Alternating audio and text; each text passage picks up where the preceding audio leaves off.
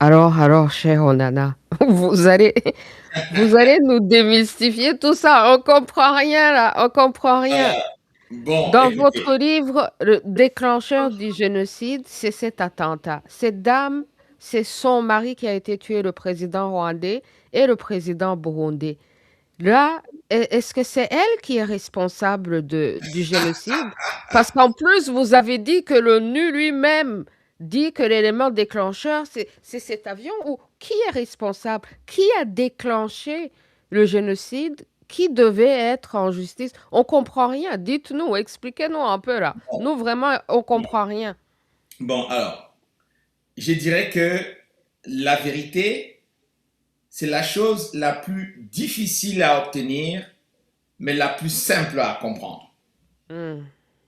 Vous avez un événement dont l'ONU reconnaît, y compris le tribunal pénal international pour le Rwanda qui a été créé en 1995, reconnaît que c'est cet événement dans lequel deux chefs d'État africains en exercice, celui du Rwanda, Juvenal Habyarimana, et celui du Burundi, Cyprien Taryamira, ont été tués. On reconnaît que c'est un acte de terrorisme international, que cet avion a été abattu par un missile SAM-16 et on nous dit qu'on ne sait pas qui a tiré sur l'avion. Le problème dans cette affaire-là, et vous allez voir la logique avec l'affaire de Agatha Birimana, c'est que le tribunal pénal international n'a pas voulu enquêter sur cette affaire-là. Malgré le fait qu'il y a eu des enquêtes, deux enquêtes qui ont été faites. Donc une des enquêtes faite par Michael Reagan, qui était un avocat australien que j'avais rencontré à plusieurs reprises à Washington, D.C., qui m'a expliqué effectivement qu'il avait identifié trois sources au sein du FPR qui avaient des éléments sur le fait que c'était le FPR qui avait abattu l'avion. Donc, euh, il m'a expliqué que lorsqu'il a eu des échanges avec Madame Luisarbourg, qui est une juge magistrate canadienne, qui était procureure du tribunal pénal international, elle était très, très heureuse d'apprendre qu'il avait des éléments d'information là-dessus. Quand ils se sont rencontrés, ils ont pu échanger dans son bureau à La Haye, eh bien, Madame Luisarbourg a changé d'état d'esprit. Et lorsque Madame Luisarbourg n'a plus voulu enquêter sur les enquêtes se poursuivent sur cette affaire, parce que euh, Michael Reagan m'avait expliqué qu'il avait demandé que le tribunal apporte la protection à ces sources, ces trois sources qui étaient au Rwanda, qui avaient envie de parler de rôle de FPR dans l'attentat. Eh bien, Mme Luisarbourg a abandonné le dossier et lorsqu'elle a pris sa retraite après le tribunal pénal international, elle a dit que le Rwanda avait exercé des pressions sur le tribunal pour que cette histoire n'aille pas plus loin. Deuxième élément que je constate, c'est que les enquêtes qui avaient été faites par l'auditorat militaire belge, dont un des magistrats belges, M. Van Winsen, qui travaillait sur le volet des casques bleus des Nations Unies qui avait été assassiné le lendemain du 6 avril, eh bien, évidemment, le magistrat Van Winsen s'est rendu au Rwanda pour enquêter sur l'affaire de l'attentat. Eh bien, la personne qui a fait obstacle à son enquête pour qu'elle n'aille pas jusqu'au bout, c'était celui qui était à l'époque ministre de la Défense, M. Paul Kagame. C'est ce qui est dit dans le rapport de fin d'investigation de M. Van Winsen, qui est un Belge. Ensuite, on arrive à la situation qui a été faite par le juge Bruguière lorsqu'il a démarré son enquête en 1997 à la suite d'un dépôt de plainte de veuve française. Eh bien, il est arrivé à la conclusion que les suspects, les gens qui sont susceptibles d'avoir abattu l'avion, sont des éléments du FPR. Eh bien, il a lancé 9 mandats d'arrêt internationaux contre les suspects. Eh bien, l'enquête a été, par la suite, il a pris sa retraite, elle a été reprise par son collègue, M. Trévidic, qui a été avec Mme Poux et M. Herbeau, qui étaient les juges d'instruction qui ont continué l'enquête après le juge Bruguière. Donc, ils ne sont pas revenus sur les mandats d'arrêt internationaux. Ils ont dit purement et simplement que cette enquête se terminait par un non-lieu. Non-lieu en droit, pour les gens qui ne comprennent pas, ça signifie on ne sait pas. Ça ne signifie pas qu'il n'y a pas de coupable dans cette histoire ou qu'il n'y a pas de suspect. Ça signifie simplement que, bon, ben, on ne sait pas. À l'état actuel, on ne sait pas. Sauf que dans cette enquête sur laquelle j'ai beaucoup travaillé, il y a beaucoup de zones d'ombre qui n'ont pas été qui n'ont pas été clarifiées. Autre enquête qui était l'une des toutes premières enquêtes qui a été menée dans cette affaire, je vous donne un peu ça en vrac comme ça pour qu'on aille vite. Et il y a eu l'enquête de l'auditorat militaire des forces aériennes belges qui ont fait une enquête purement technique, qui n'était pas une enquête politique, pilotée, mais qui, en tant que militaire, considérait que les gens qui étaient les plus à même d'avoir des missiles pour abattre l'avion et qui étaient en capacité de pouvoir avoir des spécialistes pour abattre un avion avec des missiles, ce n'était que les gens du FPR. C'est un rapport technique extrêmement précis, très important. Donc, par la suite, on a eu la justice espagnole qui a également mené des investigations sur les affaires du Rwanda parce qu'il y a eu des Espagnols qui avaient été tués, assassinés au Rwanda en 1994 suite au génocide ou pendant la période du génocide. Et donc, l'enquêteur, le juge, le magistrat instructeur espagnol, M. Fernando André Moreles, est arrivé lui aussi sans avoir consulté le juge Bruguière, sans avoir consulté les enquêteurs Michael Reagan des Nations Unies et tous les autres, ni les gens de l'auditorat militaire belge. Il est arrivé à la conclusion que les principaux suspects qui seraient à même d'avoir abattu l'avion sont des membres du FPR. Lancé 40 mandats d'arrêt internationaux, dont une bonne partie de ces mandats concernent les gens du FPR. Là, encore une fois de plus, les diplomates américains très proches de l'administration Clinton sont intervenus pour harceler, je dirais, le magistrat espagnol pour étouffer cette enquête dans cette histoire. Donc, pardon, vous constatez que plusieurs enquêteurs spécialisés, chevronnés, expérimentés, sans concertation dans différents pays, à différents endroits, arrivent toujours à retrouver les suspects dans le même camp. Et le FPR nous dit que ce sont les Hutus qui ont abattu l'avion. Mais ils ne nous disent pas qui sont ces Hutus qui ont abattu l'avion. Ils ne nous disent pas où sont ces Hutus qui ont acheté des missiles, où est-ce qu'ils ont acheté des missiles pour abattre l'avion. Il n'y a aucune information sur tout ça. Ils vous disent simplement que ce n'est pas le FPR. Mais si ce n'est pas le FPR, il y a bien quelqu'un qui a tiré sur le missile, qui a tué les deux présidents. Donc, vous vous retrouvez donc, du point de vue français, avec deux enquêtes dans la même institution qui disent deux choses contradictoires. Vous venez maintenant à l'affaire de Mme Agathe Habyarimana, qui est la veuve du président Habyarimana, qui elle-même a été évacuée par les militaires français le 9 avril, c'est-à-dire 2 jours après le début du génocide. Elle n'a jamais été mise en cause par le tribunal pénal international qui est compétent pour s'occuper et de ceux qui auraient planifié le génocide, de ceux qui ont commis le génocide, de ceux qui ont été les complices du génocide. Le tribunal pénal international a poursuivi beaucoup de gens, a également acquitté un certain nombre de membres du gouvernement rwandais de l'époque. Et en France, vous avez une enquête. L'enquête sur Mme Habyarimana a duré 19 ans. Il y a eu une dizaine de magistrats qui ont travaillé sur ce dossier. Et ils sont arrivés à la conclusion que Mme Habyarimana n'est pas suspecte d'avoir préparé, planifié et exécuté un génocide au Rwanda. Pendant les 19 ans, les membres, dont les gens qui ont déposé plainte, les associations françaises, la FIDH, la Ligue des droits de l'homme, dans la Fédération internationale des Ligues des droits de l'homme, la Ligue des droits de l'homme, l'association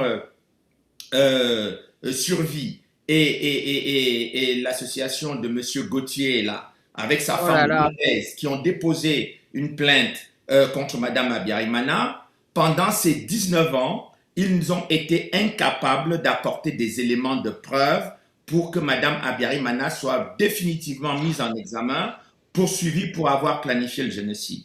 Donc, vous vous retrouvez avec des gens, après 19 ans d'instruction, qui vous disent, écoutez, il y a encore des éléments qui n'ont pas été pris. Mais ces magistrats-là, les magistrats qui ont travaillé là, sont allés au tribunal pénal international pour chercher des éléments de preuve concernant Mme Abiyarimana. Ils ont écouté tous les témoins venus du Rwanda, fabriqués par le Rwanda, montés par les associations de partis civils.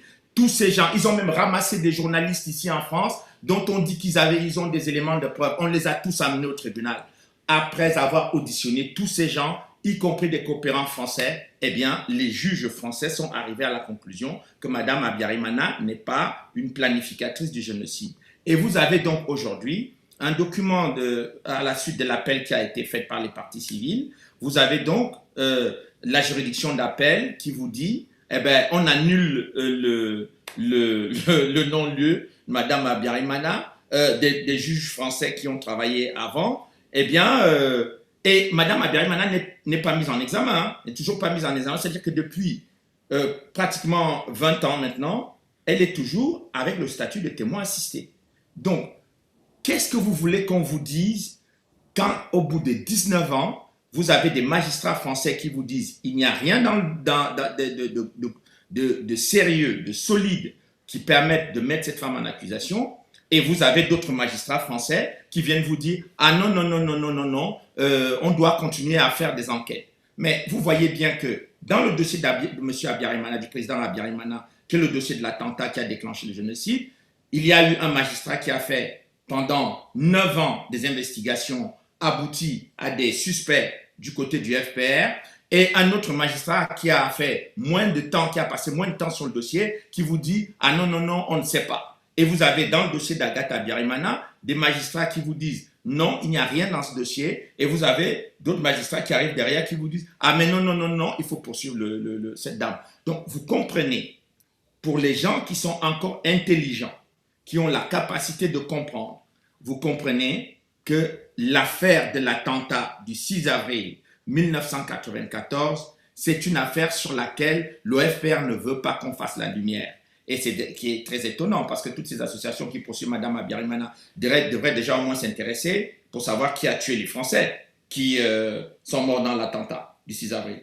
Mais j'ai du mal à penser que ces gens-là sont plus attachés aux Rwandais qu'aux Français qui sont leurs compatriotes. Donc vous voyez que quand vous mettez ce dossier sur la table pour voir clair, vous ne voyez que cette confusion sur le plan de la justice. Et je pense que là, la justice française donne d'elle, dans le dossier du Rwanda en tout cas, une image extrêmement négative. C'est-à-dire que le tribunal pénal international, qui est au-dessus du tribunal français, a considéré que Mme Abiyarimana n'était pas suspecte. Donc vous comprenez que le tribunal pénal international n'avait aucun intérêt à ne pas poursuivre Mme Abiyarimana si elle était coupable. Vous comprenez? C'était dans l'intérêt de ce tribunal de mettre en évidence les actions que Mme Abiyarimana a pu commettre avant. Mais les juges ont considéré qu'elle est plutôt victime parce que son mari était le premier à être tué dans ce qui s'est passé au Rwanda.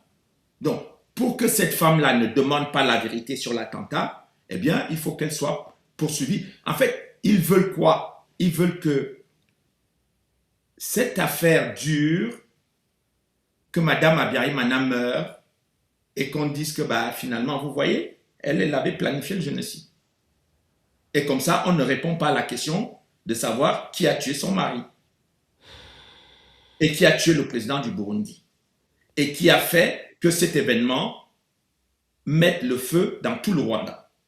Voilà le fond du problème. Et si on ne comprend pas ça, on ne comprend absolument rien dans le jeu de ping-pong entre le dossier de l'attentat qui est tantôt un non-lieu, tantôt des suspects, Mme Abiyarimana, tantôt un non-lieu, tantôt une annulation de non-lieu. C'est devenu un dossier de désordre et de confusion, justement pour cacher la vérité. Hein. C'est tout. Hein. C'est pour ça que dans mon livre, j'ai dit qui a peur de la vérité. Parce que, comme vous avez remarqué, j'ai écrit mon livre avant la décision du non-lieu. complètement avant la décision du non-lieu. Mais parce que l'atmosphère qui règne en France sur le plan de la justice concernant le Rwanda est une atmosphère qui devient étouffante.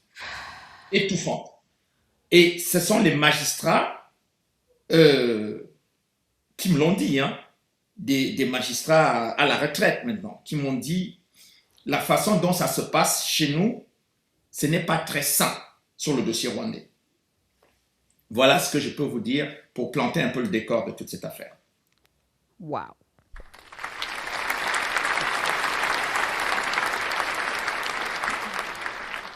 Merci. Vraiment, là, vous nous avez éclairé les choses. Donc, si j'ai bien compris, hein, si j'ai bien compris, la dame, on a assassiné son mari et après, pour l'empêcher de chercher la justice sur le dossier de l'assassinat de son mari, le président, qui a été tué avec un autre président burundais, et c'est ça l'élément déclencheur du génocide. Pour l'empêcher et pour empêcher sa famille de poursuivre le dossier, ils les ont poursuivis eux. Ils ont retourné la justice contre eux, contre les victimes. Exactement. Ils Exactement. 9 ans sur le dossier, alors que dans le dossier, dans les enquêtes sur cet attentat qui est l'élément déclencheur du génocide, après 9 ans seulement, hein, 19 ans contre 9 ans seulement, après 9 ans seulement, ils avaient déjà trouvé les suspects et les Absolument. suspects, les coupables, les responsables, après 9 ans seulement. Absolument. Et pas seul. D'autres juges sont arrivés, d'autres magistrats sont arrivés à la même conclusion sans s'être parlé. Et Et donc, tout le monde passe à côté de ça. Tout le monde on dirait que évite. c'est la même tactique aussi qu'ils utilisent contre vous. Vous aussi, ben, cette fois-ci, vous n'êtes même pas impliqué. Si vous avez été rwandais, vous aurez justement dit aussi Alors, responsable de génocide. Mais ouais, cette fois-ci, vous n'êtes pas impliqué, vous n'êtes même pas au Rwanda, juste parce que vous avez écrit des livres. Vous aussi, on vous poursuit.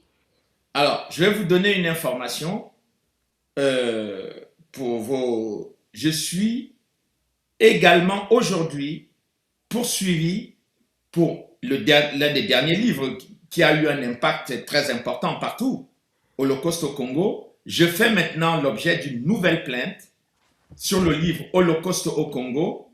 Et vous savez ce qu'on me reproche? C'est toujours les mêmes, hein, c'est toujours les mêmes associations qui poursuivent Agathe, qui poursuivent, qui me poursuivent, qui poursuivent un peu tout le monde en France ici. Ce sont toujours les mêmes associations qui sont proches du régime de Kigali. Des suspects marionnettes du Kagamistan. Voilà, donc qui me poursuit d'incitation à la haine contre les Tutsis du Congo. Et je ne sais pas si vous avez vu dans ce livre-là un seul endroit où mais simplement parce que j'ai mis le doigt sur le cœur du problème des Congolais. Au Et fait, qu'est-ce qu'ils veulent dire? Ils veulent dire que les Tutsis au Congo sont allergiques à la vérité et que non, mais donc, attendez, moi, ce qui m'a fait vraiment beaucoup rigoler, c'est que les Américains ont sanctionné les gens, les militaires de Kagame sur le Congo. Vous avez vu que les militaires rwandais sont sanctionnés aux États-Unis ouais, et que même Kagame, on lui a refusé le visa d'entrer là-bas. Donc, ouais.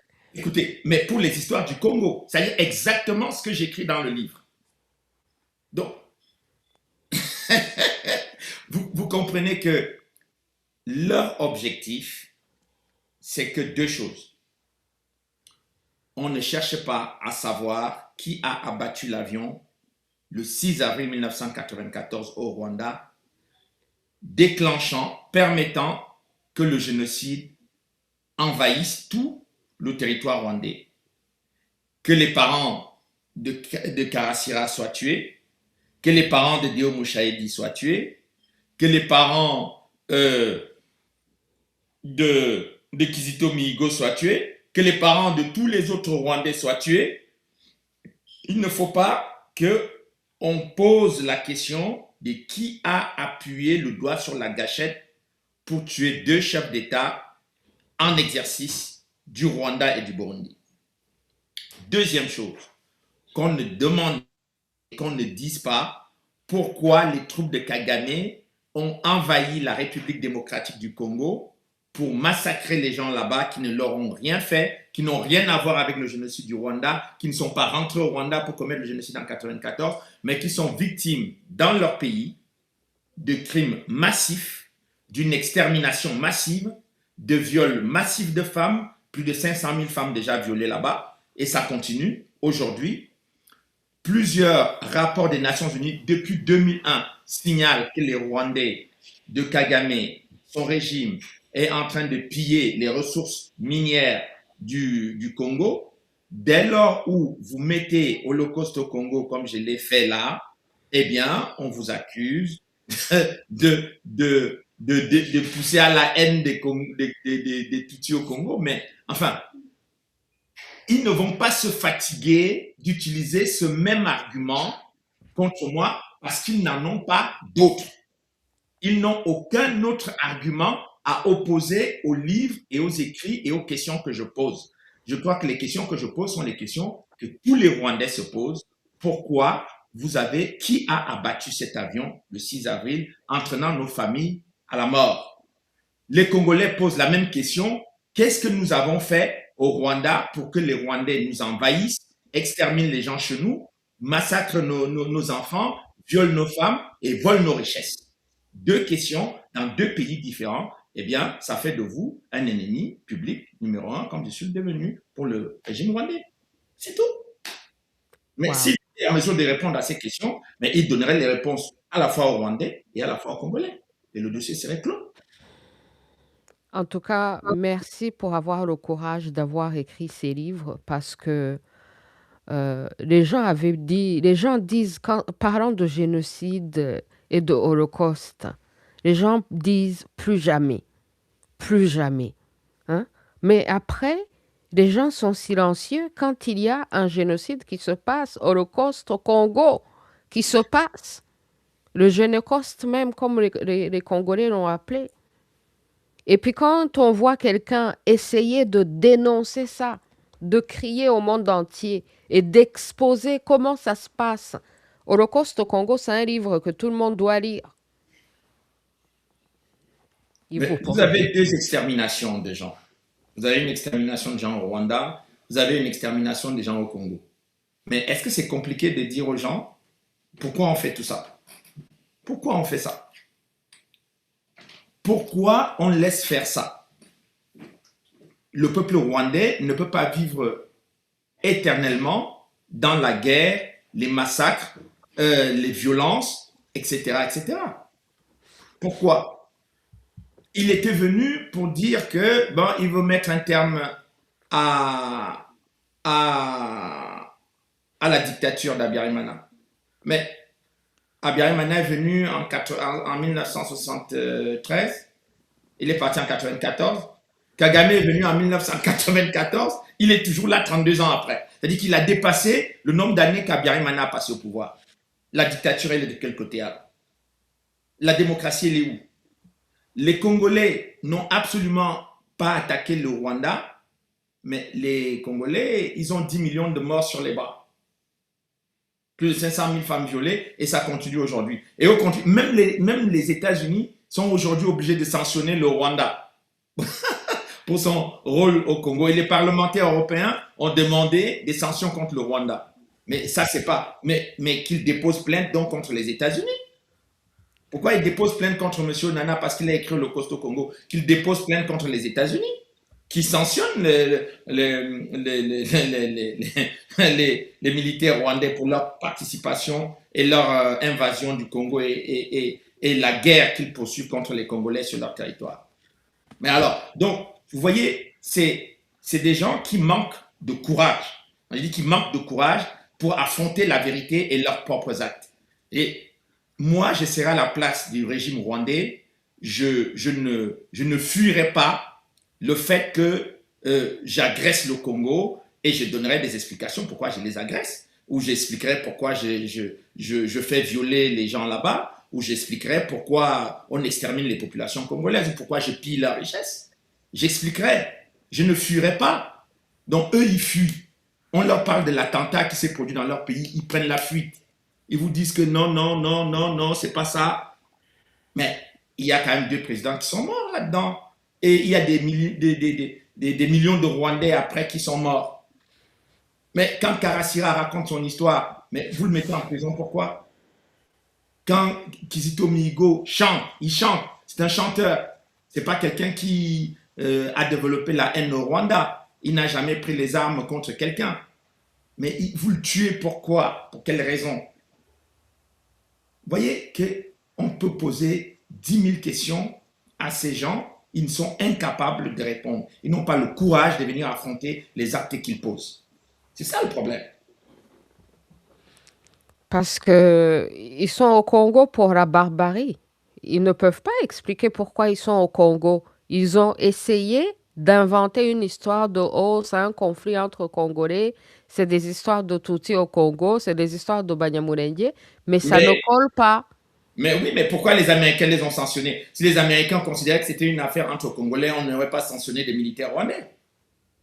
Mais pourquoi d'abord c'est le Kagamistan qui va négocier quand il s'agit des problèmes entre Congolais et Congolais? Ça- Non, les Congolais sont en train de les bousculer dans la position de mensonge qu'ils ont pris dès le début, en disant que c'était pas à cause des FDLR. Mais combien de fois ils ont, avec les Congolais, travaillé avec l'armée congolaise pour rapatrier les FDLR au Rwanda? Plusieurs fois. Il y a des rapports là-dessus. Mais comment se fait-il que les Congolais retrouvent sur leur territoire des gens qu'on a rapatriés au Rwanda? Quand on sait que le Rwanda est un État policier, pour entrer et pour sortir du Rwanda, c'est très compliqué. Comment est-ce possible que des gens qui ont été rapatriés avec le concours du HCR, on vous ramène chez vous au Rwanda et quelques mois après, on vous retrouve sur le territoire congolais dans les mêmes endroits où on vous a arrêté pour vous ramener, notamment au bord des mines, des mines de coltan, des diamants, etc. Mais vous voyez, c'est tous ces mensonges-là qu'ils entretiennent depuis plus de 30 ans aujourd'hui. Ben, il va falloir qu'à un moment donné, la vérité soit mise sur la place publique. Et ça va venir parce que les Rwandais en parlent. C'était le cas de Karasira qui racontait lui son histoire. Donc, ou bien vous pensez que ce que Karasira dit est faux, eh bien vous apportez les preuves contraires. Mais vous ne le prenez pas, vous le mettez en prison. Et après, vous dites que vous le libérez et il meurt. Et vous dites que, bon, peut-être qu'il avait des troubles mentaux, etc. Enfin, Deo Mouchaïdi, il était en train de vouloir organiser le terrorisme. Le gars n'a pas d'armes, il n'a rien. C'est un journaliste. Il est déjà il est entré dans Al-Qaïda, en quelque sorte, Deo Mouchaïdi. Moi, je ne l'ai jamais vu entrer dans un truc de terrorisme depuis tout le temps que je l'ai connu. Bon, le chanteur Kizito Mihigo, lui, il a fait quoi? Alors, comme il ne pouvait pas dire qu'il était terroriste, comme il ne pouvait pas dire qu'il avait des troubles mentaux, bah, il est mort. On ne sait pas, il s'est suicidé. Mais vous n'avez pas tué tous les rescapés Tutsis qui contredisent la version que vous donnez des faits. Ce sont les rescapés de génocide qui parlent. Pourquoi on les tue? Pourquoi tout le monde les laisse mourir? Pourquoi on les laisse emprisonner? Pourquoi? S'ils mentent, mais apportez des éléments de preuve pour démontrer qu'ils mentent. Mais s'ils disent la vérité, mais laissez-les raconter leur histoire, tranquillement, sans être énervés. Mais quand on voit l'agressivité avec laquelle ils avaient arrêté Karasira, comment on l'a traité, la torture dont il a été l'objet, tous ces... Mais pourquoi? Simplement parce qu'il raconte son histoire pendant le génocide. Ah, c'est pas sérieux. C'est pas sérieux. Il va falloir que ça change un peu. Il va falloir que ça change. Mais dans tous les cas, ils peuvent être sûrs que les Rwandais vont écrire chacun l'histoire qu'ils ont vécue en 94. Ça ne restera pas comme ça. Ils peuvent tuer toutes les victimes des rescapés de génocide, les Hutus, les Tois, ils peuvent les tuer comme ils veulent. Les Rwandais finiront tous, leurs enfants, leurs petits-enfants, leurs arrière-petits-enfants, écriront l'histoire telle qu'elle s'est réellement passée, même si vous poursuivez Charles Onana 150 fois ou d'autres, etc. Les Rwandais vont écrire ce qui s'est passé dans leur pays, comme les Congolais vont également écrire ce qui s'est passé dans leur pays, et beaucoup écrivent déjà. Donc, le mensonge, tout ce mensonge qui a été organisé et qui est entretenu avec les médias occidentaux et tout ça sur cette affaire-là, ça ne va pas prospérer. C'est pas la peine, ça ne va pas prospérer.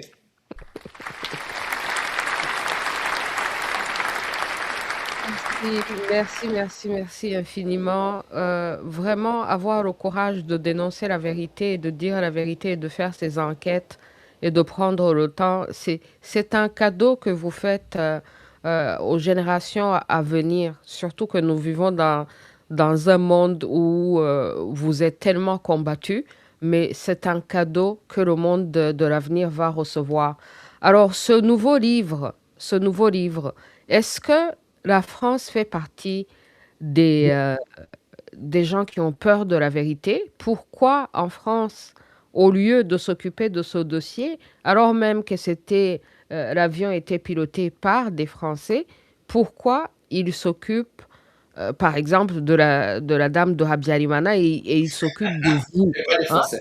Ils vous poursuivent, vous? Hein? La justice française, là, qu'est-ce qui se passe là sous la Macronie, là? Qu'est-ce qui se passe?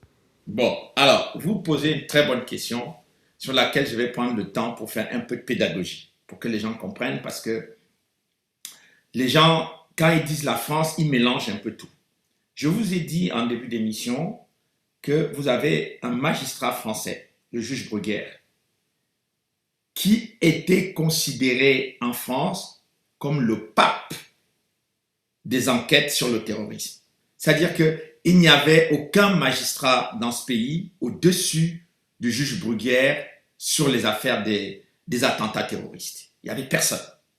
Bon, donc ce magistrat-là, qui fait une enquête pendant 9 ans, qui vous dit que les suspects sont les gens du FPR, et vous avez d'autres magistrats qui viennent derrière, c'est-à-dire que les magistrats, notamment le juge Trévidic, parce que c'est le juge Bruguière qui a formé le juge Trévidic. Donc, les autres magistrats qui viennent derrière là, qui vous disent non, ce n'est pas le FPR. Mais ils ne vous disent pas qui alors. Si ce n'est pas le FPR, c'est quelqu'un d'autre. Mais personne ne vous dit qui c'est. Donc, vous voyez qu'en France, vous avez des gens, des magistrats qui travaillent pour la vérité et vous avez d'autres qui font un travail contre ceux qui veulent faire éclater la vérité. Et là, vous avez dans le cas de la veuve Habyarimana le même scénario. Vous avez des magistrats qui ont travaillé pendant 19 ans, qui vous disent ce dossier, il n'y a pas d'éléments solides dedans, sur la Kazoo, sur les machins. D'ailleurs, les gens oublient que les mêmes associations avaient, avec le régime rwandais, s'étaient mobilisés contre le frère d'Agathe, qui a été poursuivi devant le tribunal pénal international. Ils sont venus avec toutes ces histoires d'Akazou, etc. Le tribunal pénal international a acquitté ce monsieur. Ce monsieur est mort ici en France. Jusqu'à aujourd'hui, il n'est pas enterré parce que ces associations disent que ce monsieur ne mérite pas d'être enterré en France. Il a été acquitté, je répète, par le tribunal pénal international pour le Rwanda, qui est la plus haute juridiction au monde sur ce qui s'est passé pendant les événements de 1994 au Rwanda. La justice française est en dessous du tribunal pénal international. Et donc, ce qu'on appelle l'autorité de la chose jugée, vous avez des gens ici, en France, au pays des droits de l'homme, qui vous disent qu'un mort, quelqu'un qui est mort, n'a pas le droit d'être enterré après avoir été innocenté par une juridiction internationale. Vous voyez jusqu'où ces gens entretiennent la haine dans l'esprit et les cœurs des Rwandais. Ils vont jusque-là et ils sont heureux et fiers que quelqu'un qui a été acquitté par le tribunal pénal international ne soit pas enterré en France. Donc, vous avez des gens ici en France qui ont construit leur carrière sur le génocide du Rwanda, qui sont devenus les spécialistes du génocide des Tutsis au Rwanda, qui travaillent pour le régime minoritaire du Rwanda qui ne s'occupe que, soi-disant, des rescapés. Et quand on dit les rescapés, je ne pense pas que Kizito Mihigo, Deo Mouchaïdi, Karasira font partie des rescapés du génocide des Tutsis. Hein. Parce qu'il n'y a personne qui a défendu ces gens-là. Hein. Personne. Hein. De tous ceux qui poursuivent Agatha Habyarimana ici, il n'y a personne qui a défendu ces rescapés Tutsis. Donc, même parmi les rescapés Tutsis, ils viennent faire leur marché. Ils font le tri entre les bons Tutsis et les mauvais Tutsis. Les bons rescapés et les mauvais rescapés. Alors, pour les Hutus et tous les Touala, n'en parlons pas. Pour les enfants des Hutus et des Tutsis, ça là, c'est des génocidaires, c'est des gens qui ne méritent même pas qu'on les regarde. Voilà comment des gens, eux, entretiennent la haine, mais une haine viscérale dans la société rwandaise à travers la justice et l'administration française. Donc vous avez des lobbies qui sont organisés, financés pour entretenir la haine entre Rwandais, pour persécuter des gens comme la veuve du président Habyarimana et d'autres Rwandais qui sont ici. Moi, il y a eu des gens ici qui ont été poursuivis ou qu'on a menacé de poursuivre. J'en parle d'ailleurs dans le livre. Donc, un officier rwandais qui a eu la malchance d'être un collègue de travail de Paul Kagame aux États-Unis. Donc, le simple fait pour lui d'avoir été à Fort Leavenworth avec Kagame, parce que ce monsieur était au sein des forces armées rwandaises et qu'il savait ce que le FPR avait fait au Rwanda depuis la guerre de 1990, ils l'ont accusé ici de complicité de génocide. Il a fallu également le courage d'un certain nombre de magistrats parce que le Rwanda avait demandé son extradition au Rwanda. Comme ils ont demandé l'extradition de Mme Habyarimana. Il y a des magistrats qui ont dit non, le dossier est vide. Ça s'est terminé par un non-lieu après plus de 10 ans de harcèlement et de persécution. Donc, vous avez une série de Rwandais qui vivent l'enfer. Ils ont eu le même problème avec le père Venceslas Munyeshaka. Prêtre rwandais, ils ont dit que ce prêtre avait participé au génocide dans les églises. Près de 19 ans d'enquête ont démontré en France que ce monsieur n'avait pas participé au génocide. Au contraire, il avait sauvé beaucoup de gens. Ils l'ont détruit. Pendant 20 ans, ils ne pouvaient rien faire dans ce pays. Et donc, vous avez des Rwandais comme ça, dont on ne parle pas, que les gens ignorent, mais qui vivent un calvaire comme la veuve du président Habyarimana le vit depuis 19 ans. Et donc, la réalité en France, c'est que depuis que le président Sarkozy est arrivé au pouvoir en 2007, tous les présidents qui ont précédé le président Sarkozy, que ce soit Jacques Chirac ou François Hollande, n'avaient pas participé à ces magouilles-là sur le dossier du Rwanda. Quand Sarkozy est arrivé ici, vous voyez très bien qu'il a dit qu'il fallait, c'est Kouchner, hein, son ministre des Affaires étrangères, qui connaissait déjà Kagame avant, qui a dit, j'en parle dans le livre, qui dit que Kagame avait dit au gouvernement français de lui arranger le dossier de l'attentat. Ils ont donc arrangé le dossier de l'attentat, qui s'est terminé par le non-lieu, comme je vous ai dit tout à l'heure. Donc, des interférences politiques importantes se déroulent en France, dans ce pays, sur le dossier du Rwanda. Dernier élément, vous aurez remarqué que M. Sarkozy, là, il est devant les tribunaux, là, maintenant, pour des tas de dossiers sur la Libye, sur les financements, etc. Enfin, on est arrivé à un point où, quand je disais qu'à un moment donné que la justice française donne d'elle une très mauvaise image sur la façon de gérer le dossier rwandais, parce que les gens qui sont poursuivis par le gouvernement rwandais sont harcelés, persécutés et condamnés en France, presque systématiquement. Les cas de gens comme le père Munyeshaka ou Bivugaba Gabo, qui était donc le colonel Bivugaba Gabo, qui ont été innocentés, c'est quelques magistrats français courageux qui ne veulent pas se laisser impressionner par les lobbies français pro-FPR qui veulent faire condamner systématiquement les gens qui sont en désaccord avec le Rwanda et sa façon de raconter l'histoire de la guerre et du génocide.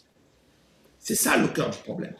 Et tous ceux parmi les Rwandais qui veulent qu'on mette la lumière sur les zones d'ombre de ce qui s'est passé dans leur pays ou sur la réalité de la vie qui a été la leur et celle de leurs parents, eh bien, ces gens doivent être harcelés, persécutés. Parfois, ils perdent leur emploi parce que le temps qu'on dise que vous avez participé au génocide, si le procès dure 19 ans, 15 ans, il n'y a personne qui va vous prendre au travail, qui va vous donner du travail.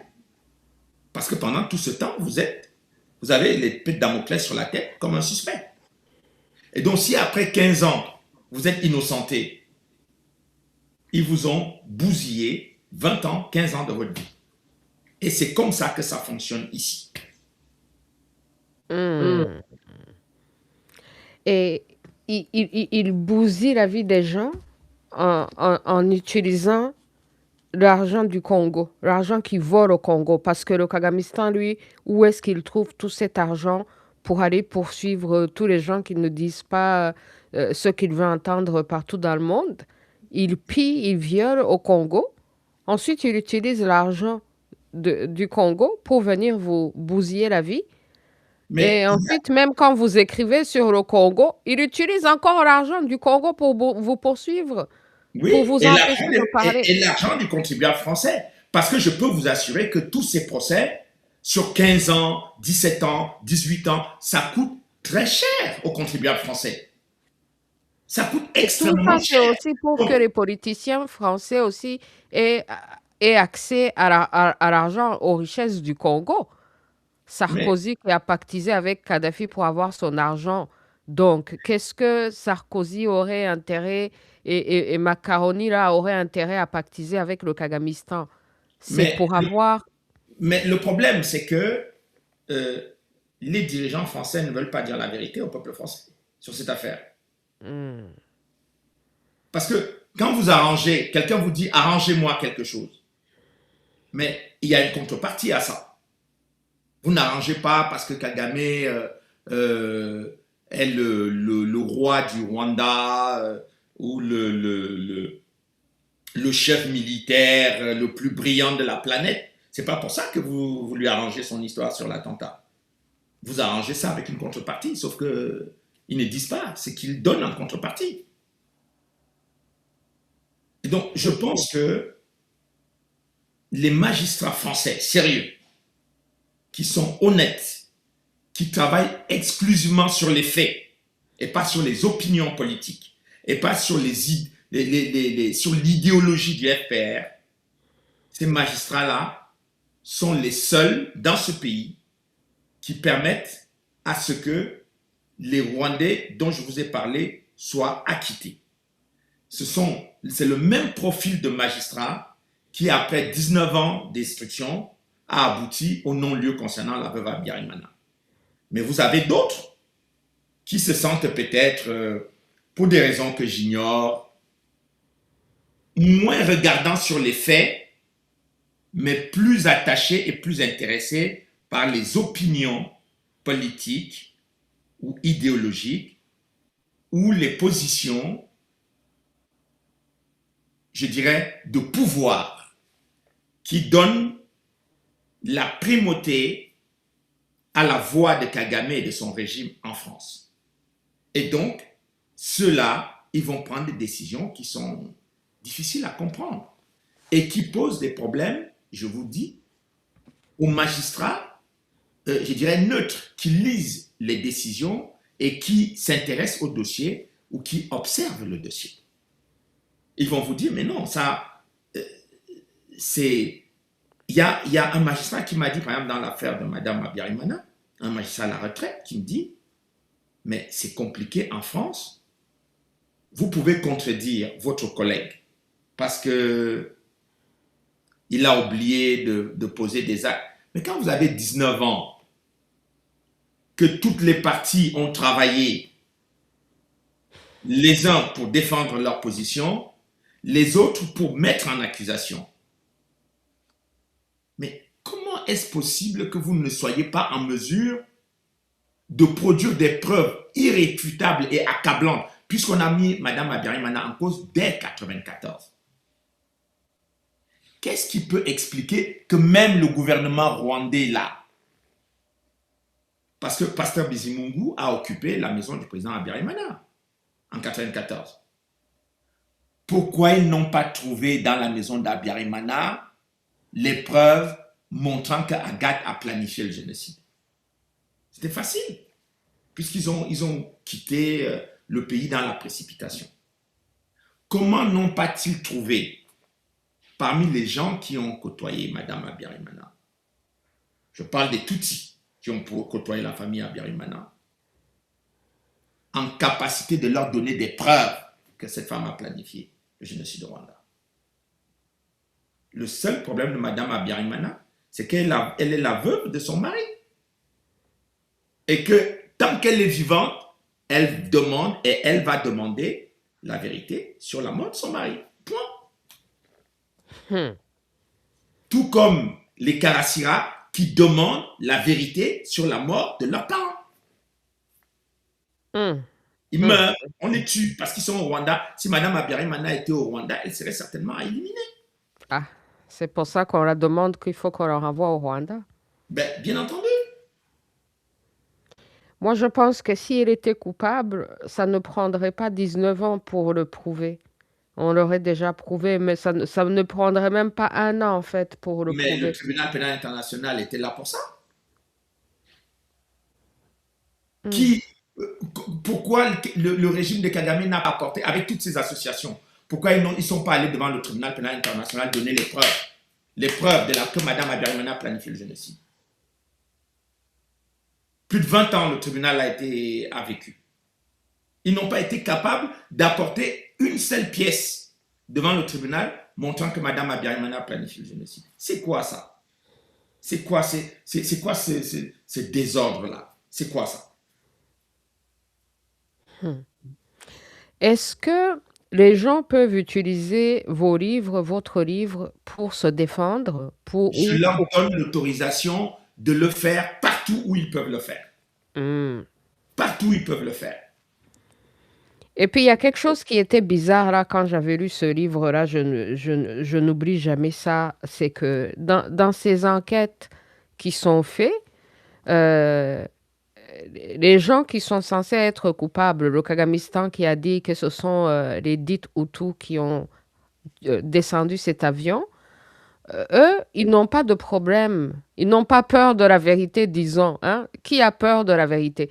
Eux, ils n'ont pas de problème. Ils veulent les enquêtes, ils veulent les tribunaux, tout ça là pour que la vérité soit dite. Et puis, qui s'oppose à la vérité, qui ne veut pas que les intellectuels comme vous témoignent, c'est le Kagamistan.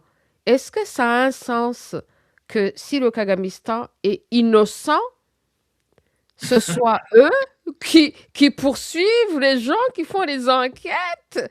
Mais, C'est incompréhensible, je ne comprends pas. mais vous savez,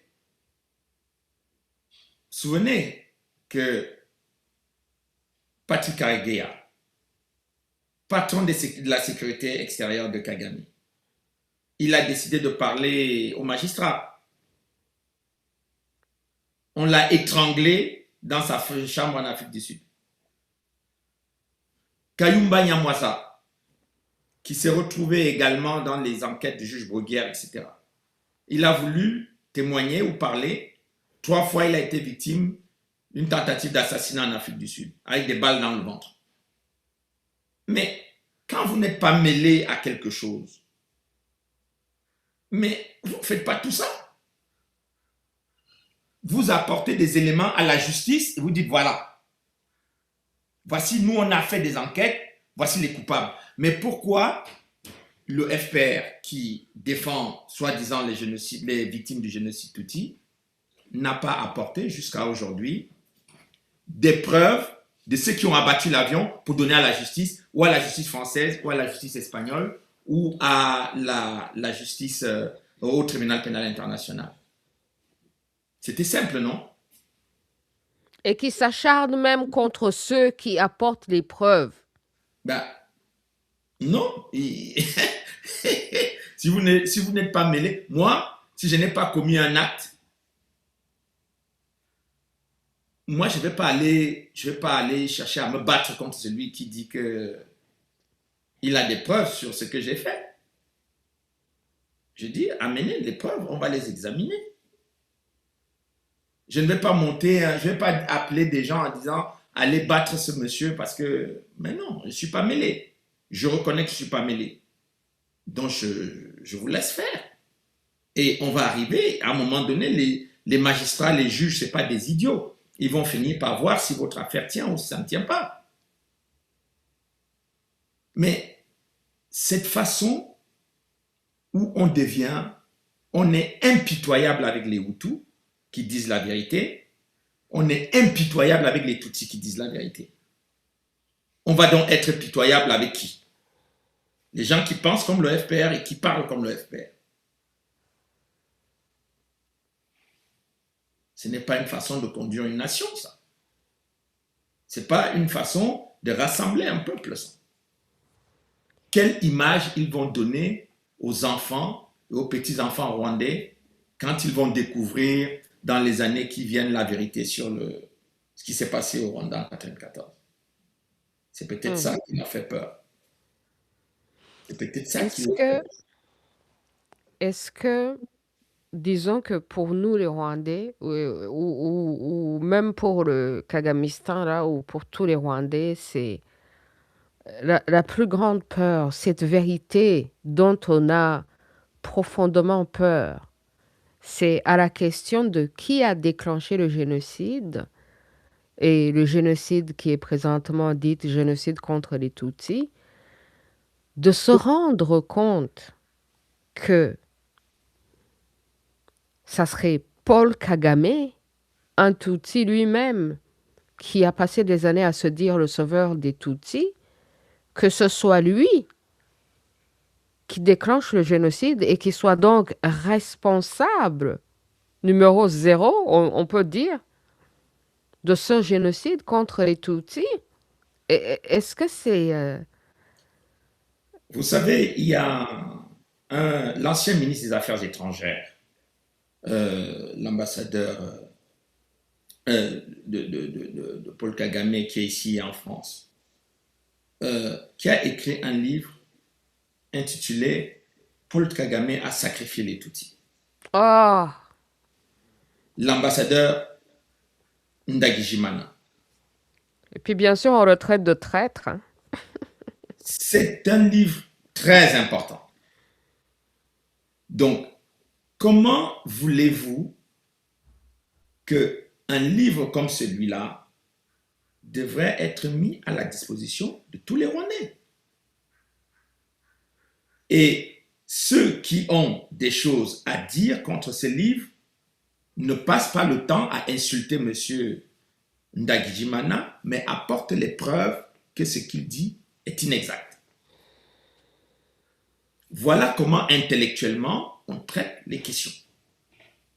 Quand quelqu'un écrit un livre, si vous êtes en désaccord, vous produisez un livre de qualité supérieure avec des sources solides pour démontrer que ce qu'il dit n'est pas vrai. Et vous laissez les gens qui lisent se faire leur opinion. Vous ne passez pas le temps à insulter les gens. Vous savez, c'est une question d'éducation. Il y a au Rwanda, on est en train de donner une mauvaise éducation aux enfants.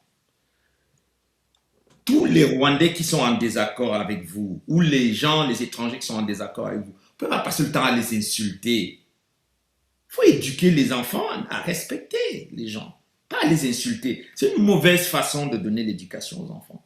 Et moi, le peu que j'ai lu dans l'histoire ancienne du Rwanda, écrit par tous les grands sociologues rwandais, mais ils ne disent pas qu'on apprenait aux enfants à insulter les gens tout le temps, etc. Mais vous savez, même ici en Europe, quand vous commencez à insulter les gens, on a l'impression que vous êtes mal élevé.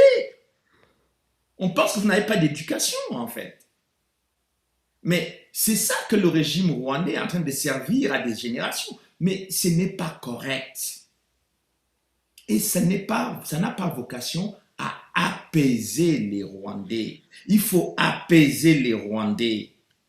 Il faut leur donner la possibilité de faire leur deuil.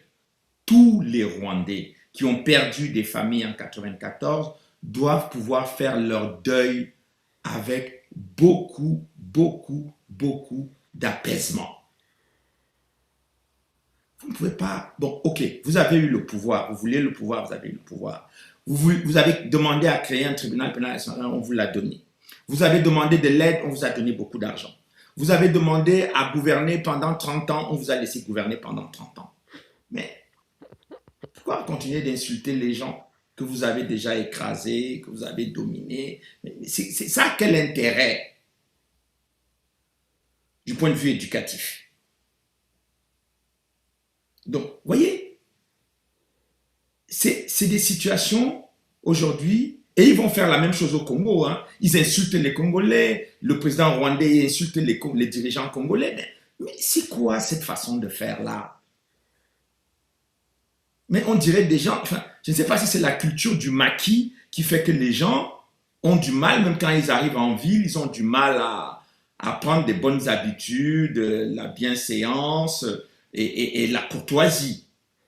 Et un peu de bienveillance, avoir de la bienveillance vis-à-vis des gens, y compris les gens avec qui vous êtes en désaccord. Et ils ont une catégorie de Français ici qui sont aussi mal élevés que eux.